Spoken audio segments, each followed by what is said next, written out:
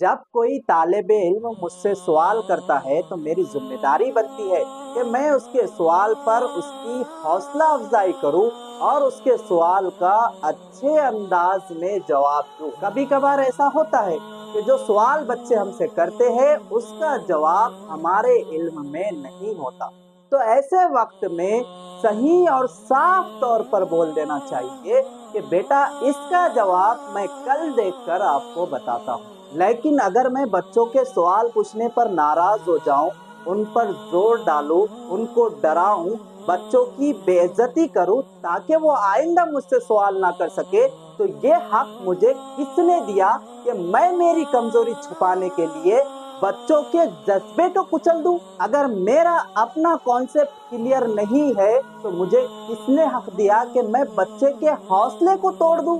अगर कोई सवाल मुझे समझ नहीं आ रहा है तो ये हक मुझे किसने दिया कि बच्चों के सवाल करने की ताकत को ही खत्म कर दूं? अगर मेरा अपना कॉन्सेप्ट क्लियर नहीं है तो मुझे सीखने की जरूरत है। कब तक मैं अपनी कमजोरी को छुपाऊंगा? किस से छुपाऊंगा? क्या मेरा ज़मीर ये बात नहीं जानता? अगर मैं बच्चों के सवालात पर पूरा नहीं उतर रहा हूँ तो मुझे अपने आप से सवाल करने की जरूरत है, क्या मुझे वाकई टीचर कहलाने का हक है? आखिर में एक बात याद रखे कि सवाल करना बच्चों का हक है और जवाब देना टीचर की जिम्मेदारी।